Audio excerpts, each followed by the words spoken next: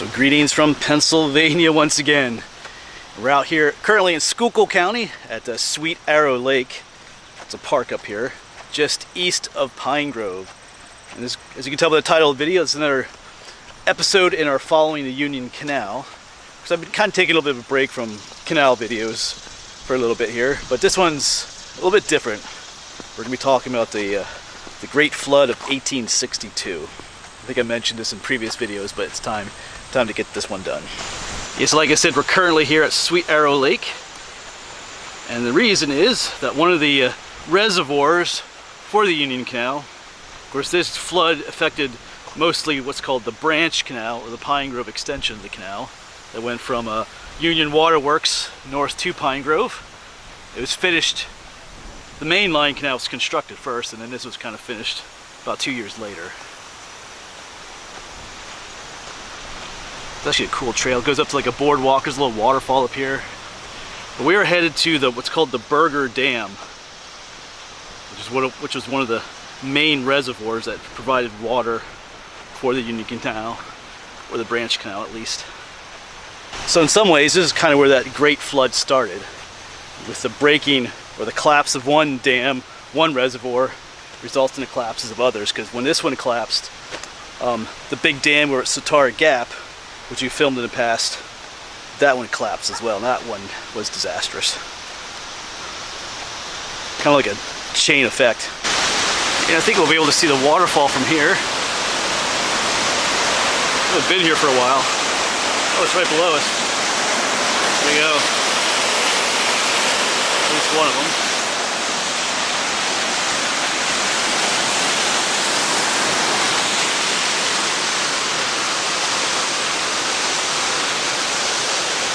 I think our other trail is right up here.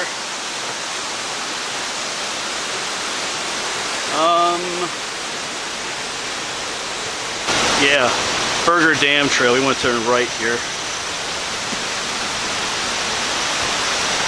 Oh, we'll get another view of the waterfall from down here too. Yeah, I was here years ago. I kind of remember this. Oh yeah, we'll get a good view up here. Waterfall has nothing to do with the flood, but it's kind of a cool feature out here. Yeah, right here. That's kind of cool. Alright, onwards to the Berger Dam. And unfortunately, there's not a ton of information online about this flood of 1862. There's a number of sites that mention it in correlation with the destruction of the Branch Canal, of the Union Canal. They all kind of say the same thing, kind of a quick synopsis of what happened. And the other problem too is that when you research the flood of 1862, that same year there was a great flood out in California. So when you're researching it, it just takes you to all those sites that happened in California. Even if you type in 1862 flood Pennsylvania, it still brings up those California articles. So there might be more about it, but anyway, but I do have a book about it. I'll show that book to you later once we get up to the remains of the Berger Dam. So when I was researching this story, I vaguely remembered reading this story in a book, but I couldn't remember the title of the book exactly. But I did some research and I did find the book. It's sold by the Lebanon County Historical Society, so I was able to buy the book and use it for this video. And a point that can be confusing that I want to mention here is that this dam and the one over at Satara Gap are often both referred to as the Big Dam. It's like got kind of confusing in the research. Which one are they talking about? But they go by separate names as well. Like this is the Berger Dam here at Sweet Arrow Lake.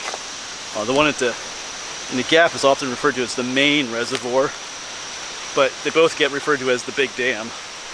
So that got kind of confusing sometimes. Yeah, but where we're walking now, this would have all been underwater when the Berger Dam was still in place. There's a new dam here now, up further at Sweet Arrow Lake.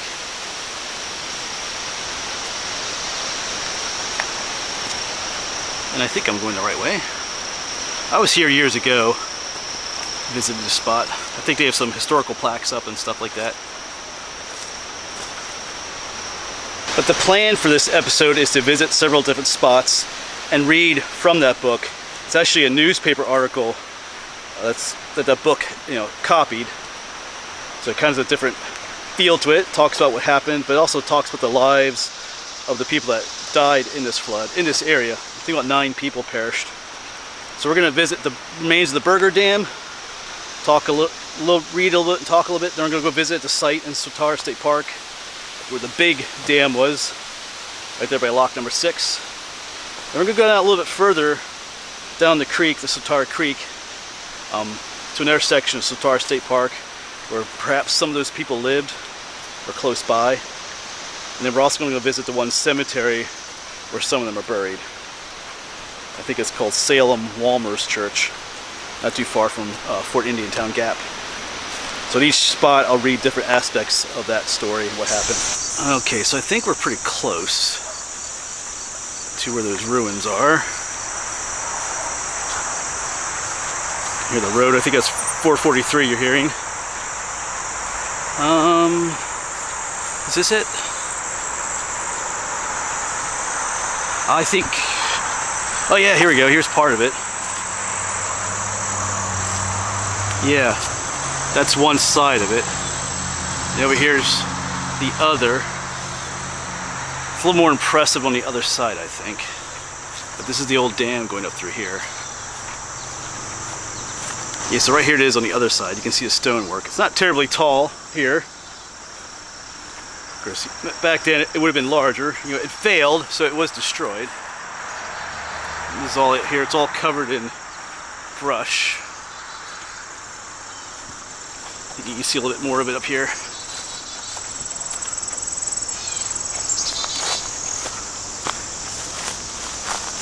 Yeah. Some of the nicest stonework you'll see here. Right there.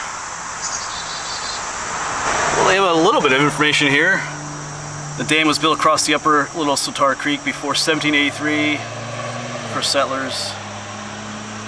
Doesn't really mention anything about the 1862 flood though. So it's possible there was another dam further up that was also known as Berger Dam. Is that, I mean, maybe they just don't mention the 1862 flood in there. It's hard to know. Sometimes these information boards aren't always thorough.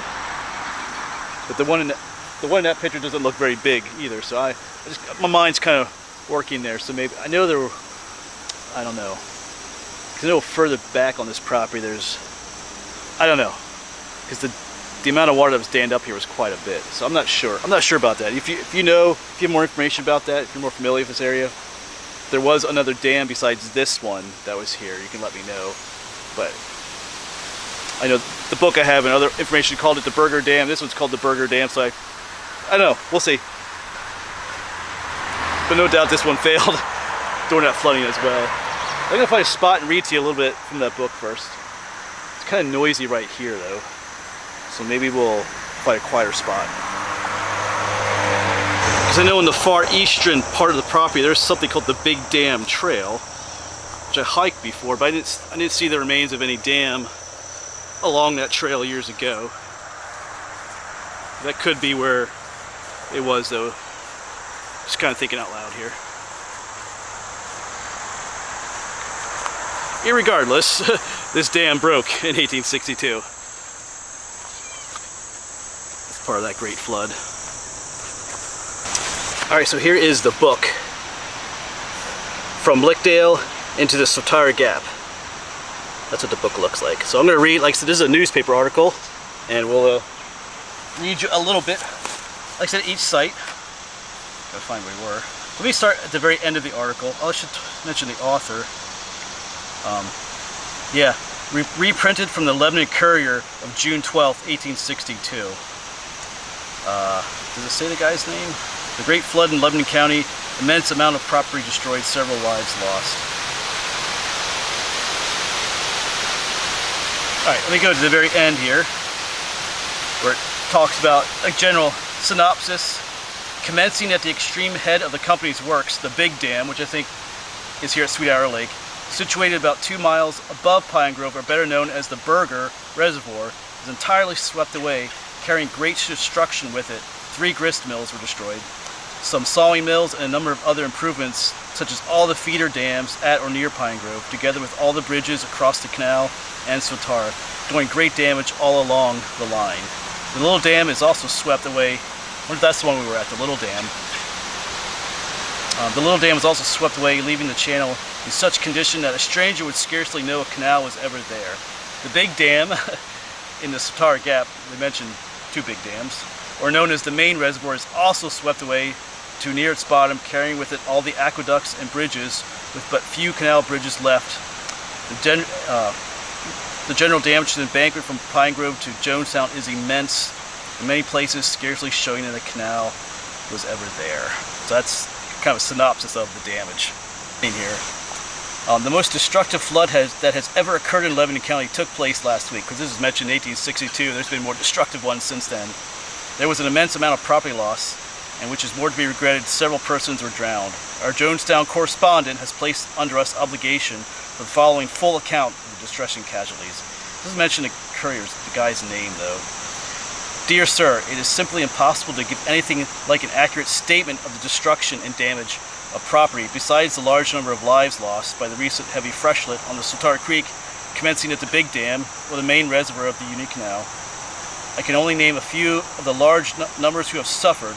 Philip Meese lost his barn, all his stock, fences, in short, everything on his property excepting his stone dwelling and the summer house.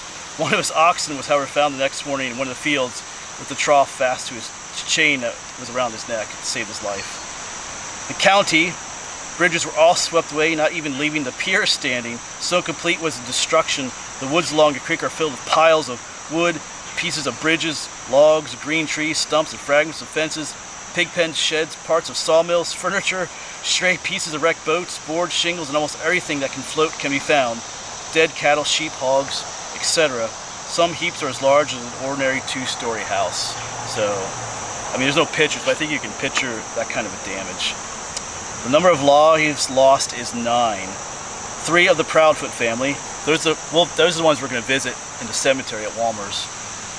William Boger's family, excepting himself, consisting of his wife and 2 children and a maid that was living with them. And then the Bruners, Mrs. David Bruner and hired girl, were also killed. There are a number of other incidents of parties being saved only by escaping through the water up to their shoulders. Those 9 who perished were within a distance of 1.75 miles, all living along a creek in the canal near Union Forge. So we are headed next to Swatara State Park, to where the Big Dam was located. I've filmed there before. That's where that Lock 6 is located, which is just immense. We'll read from the book more about the stories of the individual people and what happened to them, the families that were greatly affected. And, you know, I'm still not sure which dam broke first. I think it was the one up this way, which precipitated the dam further, one in Swatara Gap, then failing. But that book kind of seems to go back and forth between which one failed first. That's the way it is sometimes with history. Alright, so I will catch up with you next at the Big Dam, Swatara State Park, and we'll continue our story. It gets a little bit darker, to be honest. Talking about what happened to some of these people, what they went through. Alright, so we have made it to Swatara State Park. Of course, down there's lock number 9. Of course, 9, 8, 7, 6 are all in a row right here. And lock 6 was the entrance to the Big Dam here in the gap. So we're going to make our way up a little ways to that location. Alright, so almost there. We're going to turn off right here. Yeah, one of my favorite spots, at least here in the park. So we're walking on top of the dam right here. And up ahead is lock 6. Biggest lock I've seen on the Union Canal. Yeah, so here's where it drops off. Steeply. So this was the main reservoir back here that they talk about. It's just all filled with water, extended back for several miles. We filmed all that in previous episodes, but yeah, here's lock 6. We've filmed this a number of times in the past. That drops down quite a bit. So we're gonna find a spot to read more of this story. Maybe down in the lock somewhere, huh? We'll see. Yeah, so here we are walking through lock 6 again, towards the reservoir side.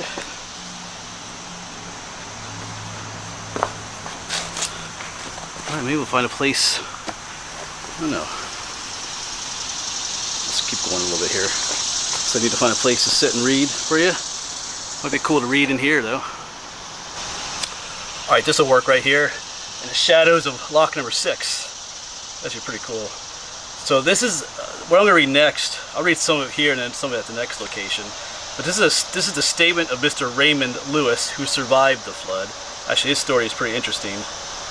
I think we'll read it here at this spot, maybe. We'll see. But this is his statement. He talks about the several families that perished and how he tried to warn some of them, and he talked about his own ordeal as well. Alright, so at about dusk, I arrived home, leaving my boat in Finnegan's Dam, which is down that way more, about a half-mile distant from my house. I could not cross the dam. I came up home and found the water rising rapidly, visited the Union Forge, came across the Satara and Canal Bridge doing a little work about the home. I returned to my boat, passing the Bogers and David Bruner's house. Those are the families that perished, at least part of them. After staying a short time in my boat, I went to David Bruner. It now being a little after 11 o'clock Wednesday evening, so it's pretty late. I told him that the big dam would certainly break, the one that's right over there. That the water was rising very fast. Mr. Bruner replied that he thought it would soon begin to fail or fall. I desired him and his family to come with me, as I felt certain that they were in danger. With this I left and came past William Boger's, about 100 yards below my residence and 700 yards from the Bruners, all living along the canal. After I came home, I told my wife to leave the house and directed her to go to one of my neighbors, where I supposed she would be safe. At this time, there was no water in my yard, though it was still rising. She immediately left. So, kind of interesting how this is his personal eyewitness statement of what he saw coming and his plea to other people to leave. I thought it my duty to appraise Mrs. Boger and her family of the impeding danger and endeavor to save them if possible. After having failed to reach the house over the canal bank, and the water having cut through the bank already, I tried to reach them through my field, but finding I could do nothing for them, I became anxious for my own safety. I returned and concluded to go to my house, and thought also of untying my house, my horses, cattle, etc., so that they wouldn't die in a flood. Finding that my position became more perilous every moment, I left with lantern in hand to follow Mrs. Lewis, the way she had gone. This was about 1 o'clock on Thursday morning, so this is really late at night, early in the morning this is happening. So that's interesting. I think I'll read his story here of what happened to him, and then say what happened to other families as we go to another spot here in the park, closer to probably where they lived. So this is his ordeal of what he went through. Alright, so having gone about 200 yards through my fields, where it was never before known to have been swept by water, I was all of a sudden sent with a rush of water up to my breast, which nearly knocked me over. Finding it impossible to continue against the water, which is very turbulent and loaded with brush, fence rails, stumps, trees, and other pieces of lumber, I turned immediately and thought of a large hickory tree that was standing some distance down the field. So he aimed to get to that tree for safety. I kept my light and went with the water, unable to stop for a moment or even turn to get the exact course to reach my tree, my only earthly hope of safety. Thanks to Providence, I came right up to the tree. I caught hold of it and threw my lantern away. I had held on it for some time, trying to shield myself from logs, timber, and etc. coming along. When I found my overcoat, I think what she was wearing, which I had thrown over my shoulders and tied it in front of a piece of twine, it was getting so heavy that at one time I thought I would have to let go and certainly drown. The wording's a little bit different because it's written back in the 1800s. Yeah, so his overcoat was kind of burning him down, getting soaked with water, and he thought it was going to drown him. Not being able to tear it open with one hand, but a few moments more I would have been compelled to yield. When a large log temporarily lodged against a tree, I at once got on it and tore off my coat and threw it away. So he threw away that big heavy coat that was burning him down. It's like I said, it's probably soaked with water and stuff. That's one of the things that's dangerous about drowning, like in floods and stuff. Your clothing, depending on what you're wearing, gets so soaked with water. So he threw it away, which relieved me. The log again began to move. I grasped the tree. Here I could see going down the stream bridges, boats, trees, parts of homes, barns, fences, and also hear the voices of some of those who were lost. So think of that, you're stranded on that tree, And here he could hear the voices of people being swept down the stream, you know, crying out for help and stuff. When Mr. William Boger's house went, people he had visited earlier, I was so much shocked that I came near to losing my hold, knowing the whole family would perish. At that time, a large log struck me, nearly forcing me away. He was badly bruised by this. Read just a little bit more here. After this, I felt cold and became benumbed and partially unconscious, having at no time called for help or assistance during my perilous situation, knowing that I could not receive no possible aid. Toward morning, I fell asleep and think from pure exhaustion. I dozed while standing at the tree, and when I found that I could not leave my hold go at once, my fingers became perfectly locked into each other. I think we've all done it before. You're holding so long on something that you feel like you can't pull them apart. Water was still up to my breast. I was taken home, and thanks to God, I guess they eventually found him then. I have been spared from a dreadful, as I thought more than once during the long night, certain death. And it talks a little about the damage to his place. So yeah, imagine being stuck to a tree all night in floodwaters. So like I said, we're here, this is the reservoir end. Of course, we might hop up top and look down where the creek is. You'll see where the big dam actually broke. But down a ways that way, more closer to Lickdale, is where his story takes place, Mr. Lewis. So let's go up and explore what's left of the dam just a little bit more. I know I did that in a previous video, but since we're talking about this flood, let's go up there and explore it a little bit more. You can see where the break took place and just how tall this dam is, and imagine how much water came rushing through. And that's what Mr. Lewis in that story experienced. You know, he was walking across his field where there wasn't much water, and all of a sudden there was a fresh rush of water, probably from this dam breaking. That's when he was able to grab hold of that tree and stay at least somewhat safe throughout the night. And here we are walking up to the top of the dam breast. Here's lock 6. I was just down reading that story to you down in there, actually on that one rock down there. But this is the breast of the dam right here. Of course, the lock would have had doors in it, keep the water from just rushing in. The dam went all the way across there.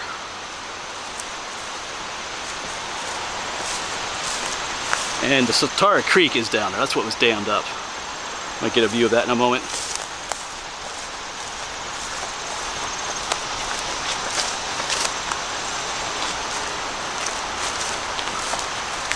Yeah, so this side over here is what was filled up with water.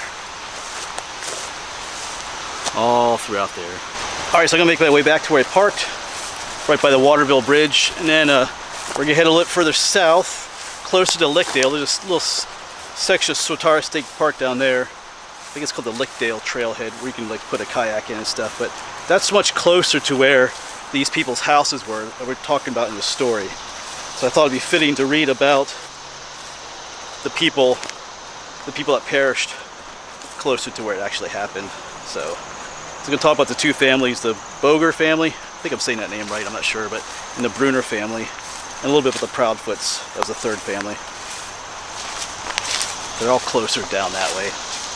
Yeah, the book mentioned Union Forge several times. That Union Forge was right there in Lickdale. Yeah, so there's a map here. We were just up here in this area where the locks are, and we are headed all the way down here, just north of Lickdale, this section of the park along here.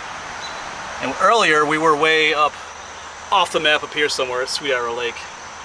So we're way up there, here, and now we're here. And then later we'll be down this way somewhere at Walmer's Church. Alright, I'll see you at the next location. Alright, we are at the other location now. You can see the creek, Satara Creek down here. Pretty muddy today. We had a lot of rain the other night. Yeah, all that flood water would way up, you know, up here, up on the banks. Like probably above my head up here.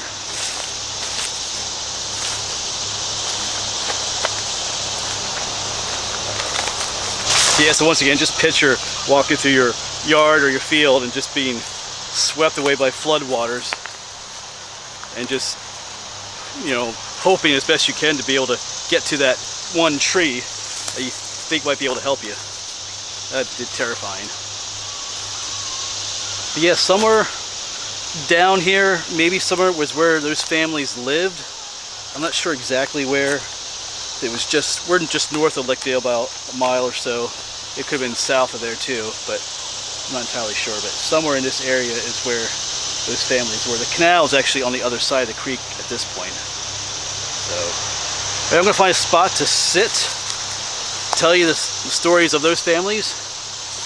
Got some people enjoying the creek down there. Got the park services mowing. So maybe we'll go down a little bit further, find a little quieter spot. All right, well, this is about as far as we'll go. There's a private property sign right there. So maybe we'll sit right here somewhere, talk about those families that perished, read their story for you. So as I said, we'll read a little bit here about these two families. Interestingly, it mentions the William Boger family. It consisted of his wife and two sons. One was about 1.5 years old and the other 6. And then there was another young girl living with them about 12 years old. But then the Brunner family also went to their house for safety. Mr. and Mrs. David Brunner and another girl about 16 years old, probably like a maid or something, were in the house with them when it was taken by water. So those two families were in the same house. The Brunners having left their house to find safety in the Boger's house. Mentions how they had to go through water nearly up to their shoulders to get to that place. After arriving at Mr. Boger's house, the water was 2 feet on the first floor. Soon they could no longer remain below when they, now 7 of them, went upstairs, and not up more than 15 minutes later the water was up to their necks. The terrible and agonizing screams of the women and children were dreadful, and the painful truth rushed upon their souls that no earthly aid could possibly reach them, and that they were inevitably doomed to perish. The house by this time began to tremble and rock for a moment, when with a sudden awful crash it went down, up again, over, and the roof breaking, enabling Mr. Brunner to make his escape. So Mr. Brunner got away. Swimming to a plank, he went down the current for a mile or so and caught hold of a tree, by which he saved himself, being taken out by boat the following morning. So Mr. Brunner was able to get away. All the rest perished, their bodies since being recovered within 2 and 3 miles from where the house they were drowned, from the place where they drowned, with the exception of Mrs. Brunner. This is a mention where she was found. Some of the bodies were nearly covered with sand, brush, leaves, etc., where others were found in heaps of driftwood.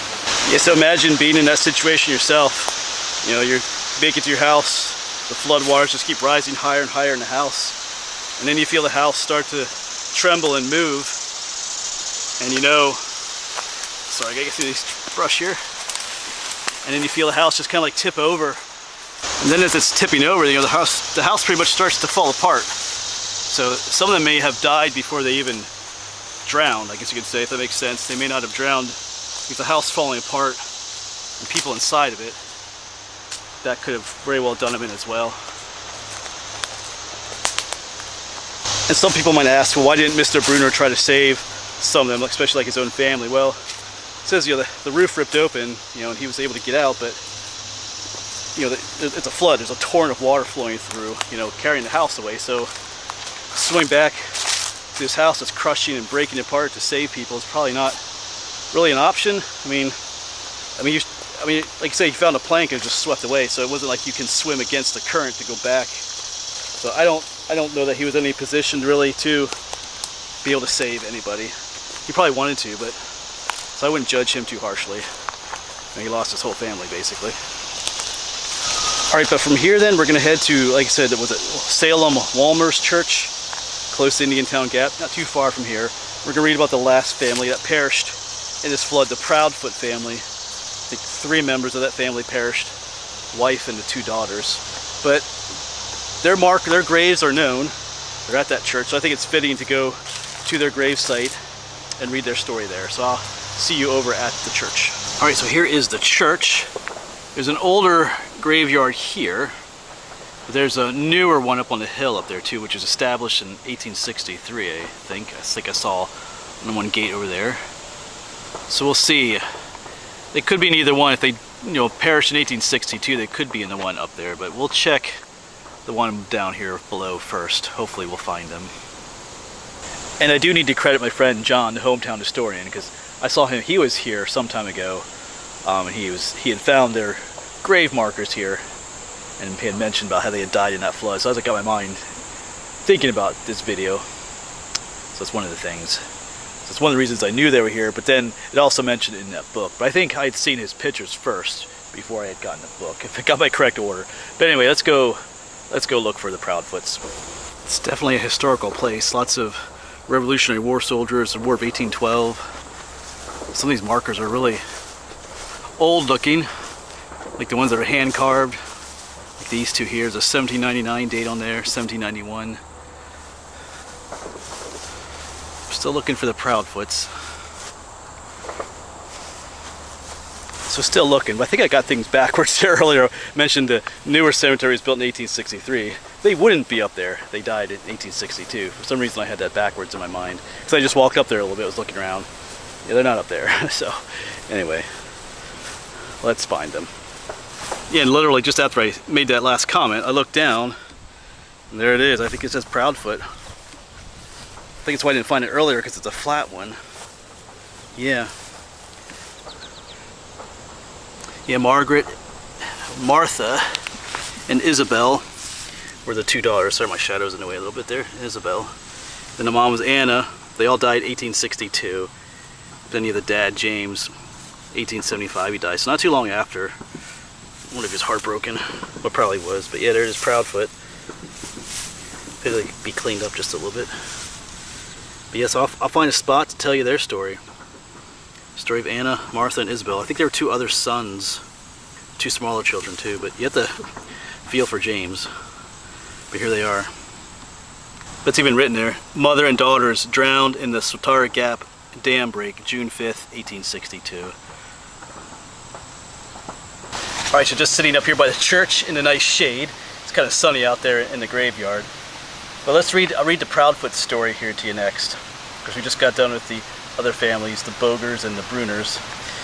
At the same time, Mr. and Mrs. James Proudfoot, living near the Union Forge, and their two daughters, Isabel and Martha, of the respective ages of 16 and 19.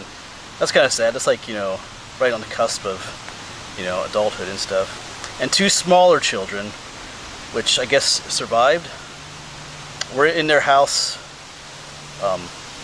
when the water was only coming to their door. Were in their house. They left when the water was only coming to their door. Right. As it appears, Mr. Proudfoot, his wife, and daughters detained themselves a little too long when the large wave coming on them took them away when they were still alongside their fence. Mr. Proudfoot made 3 unsuccessful efforts to retain Martha, but was compelled to let her go. He escaped. That's kind of sad. Compelled me. He didn't want to let her go, but, it's a flood. Mrs. Proudfoot was found the next morning some 100 yards from her house, as well as Isabella. Now this darkest part is sad. Martha, it seems, got hold of some driftwood and floated too near the forge 1/4 of a mile when she called out to some boatmen near the water, "Save me, save me," and soon after was buried in an angry flood. The second morning after that, her body was found in a large pile of wood, planks, etc., near the place where she was last heard. And it mentions that they're buried out here at this cemetery. So the one piece of their story that still puzzles me a little bit is what they mentioned. There was 2 younger children. I'm not sure if they were left in the house. It doesn't mention that their house was destroyed or floated away, so I'm not sure about that, what happened to the other 2 children, smaller ones. But yeah, the wife and the 2 daughters died trying to get away. Dad was able to get away once again. Yeah, it's sad. He had a hold. I guess he had a hold of the one daughter, Martha, but couldn't keep a hold of her. Which is understandable. We talked about Mr. Bruner earlier, those flood waters. Anyway, imagine surviving as a dad and not being able to save your family. Anyway, it's cool that we could find where these were buried.